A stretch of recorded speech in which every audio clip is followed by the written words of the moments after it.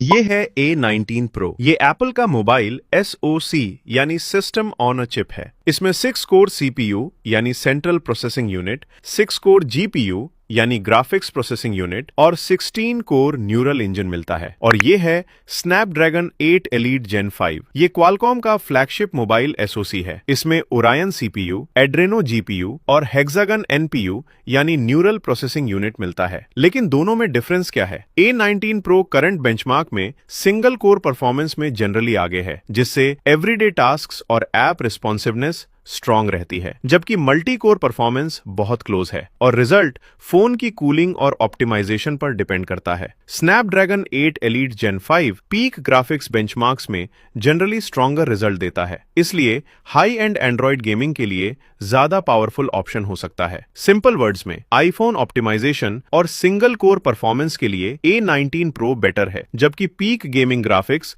और Android flexibility के लिए स्नैपड्रैगन 8 Elite Gen 5 बेटर है। कोई एक चिप हर चीज में एब्सोल्यूट विनर नहीं है। ये है मीडियाटेक डायमेंसिटी। ये मीडियाटेक का मोबाइल SoC यानी सिस्टम ऑन अ चिप होता है। और ये है स्नैपड्रैगन, ये क्वालकॉम का मोबाइल SoC होता है। लेकिन दोनों में डिफरेंस क्या है? दोनों के अंदर CPU यानी सेंट्रल प्रोसेसिंग यूनिट फोन के मेन टास्क्स प्रोसेस करता है, और GPU यानी ग्राफिक्स प्रोसेसिंग यूनिट गेम्स और ग्राफिक्स हैंडल करता है। मीडियाटेक डायमेंसिटी कंपेटिटिव परफॉर्मेंस, अच्छी पावर एफिशिएंसी और स्ट्रॉन्ग वैल्यू के लिए जाना जाता है, जबकि स्नैपड्रैगन आमतौर पर better gaming optimisation, stable performance और वाइड सॉफ्टवेयर सपोर्ट प्रोवाइड करता है। Dimensity chips Vivo X200 Pro, Oppo Find X8 Pro और Poco X7 Pro जैसे फोन्स में मिलती हैं, जबकि Snapdragon chips Samsung Galaxy S25 और OnePlus 13 जैसे फोन्स में यूज होती हैं। सिंपल वर्ड्स में